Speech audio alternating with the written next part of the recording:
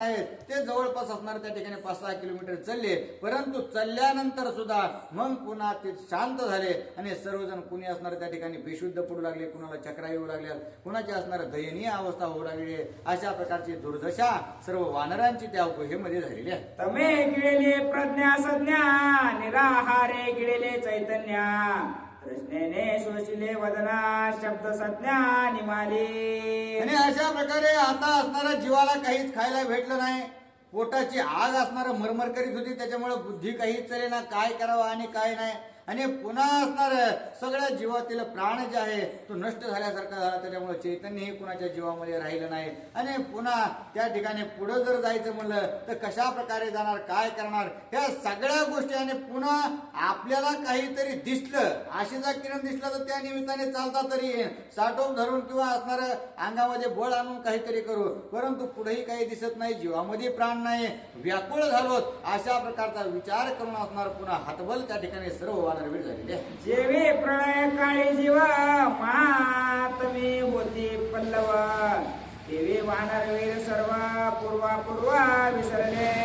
आणि ज्याप्रमाणे असणारा प्रलय काळ आला, प्रलय काळ आल्यानंतर ह्या सृष्टीमध्ये कोणतीही गोष्ट राहत नाही, सगळ्या गोष्टी असणार नष्ट होऊन जातात। अशा प्रकारे असणाऱ्या त्या वानरांचं झालेलं आहे। त्या वानरांना भुकेने तहानेने इतकं गांजलं की त्यांना शरीराचं भान राहिलं नाही किंवा असणार त्या ठिकाणी त्यांची बुद्धी चालना गेली, सगळ्या गोष्टीचा असणारा लय त्या वानरांचा त्या ठिकाणी होऊ लागला। वानर पडिले अचेतन हनुमंत बळिया संपूर्ण ऐकैक बुद्धी बांधून करे गमाना तेनेसी। आता हे सर्व वानर एक एक करीत असणारा त्या ठिकाणी सर्वांचं असणारं सर्वजण बेशुद्ध अवस्थेत गेलेले आहेत। कुणी असणारं त्या ठिकाणी चालण्याच्या किंवा बोलण्याच्या बघण्याच्या परिस्थितीत नाहीत। आणि परंतु हनुमंतराया असणारं त्या ठिकाणी अत्यंत बळवान अशा प्रकारचे होते, शक्तिमान होते। आणि त्याच्यामुळे हनुमंतरायाने काय केलं, एका वानराला असणारं करीत आपल्या शेपटामध्ये सर्व वानराला गुंडाळलं आणि गुंडाळून काय करू लागले।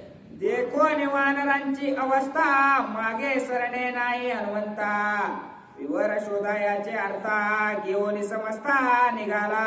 आणि अशा प्रकारे हनुमंतरायाने सर्व जणांना आपल्या शेपटामध्ये बांधून घेतले आणि बांधून घेतल्यानंतर जे काही गुहेचे मार्ग आहेत त्या गुहेच्या मार्गामध्ये असणार पुढे जाऊ लागले आणि आपला मार्गाचा शोध लावू लागले। हनुमंताचे देखणे नेत्र आवरू न शके अंधार जे वानरांचा भार घेऊन सत्वार चालिला। आणि अशा प्रकारे हनुमंतराया असणार श्रोते हो, तुम्ही विचार कराल की हनुमंतराया असणार कसे कसे पुढे जाऊ लागले आहेत। तर हनुमंतरायाला असणार जशा प्रकारे सर्व देवांनी वरदान दिले तशा प्रकारे अग्नीने सुद्धा सूर्य असणारा हनुमंतरायाचा गुरु आहे। आणि गुरु असल्या कारणानं जे काही डोळ्याचे जो काही असणारा देव आहे तो सुद्धा सूर्यच आहे। आणि त्याच्यामुळं हनुमंतराय असणारा देखणे अशा स्वरूपाचे होते, त्यांना कितीही जरी अंधार पडला तरी पुढच्या सर्व काही गोष्टी दिसत होत्या।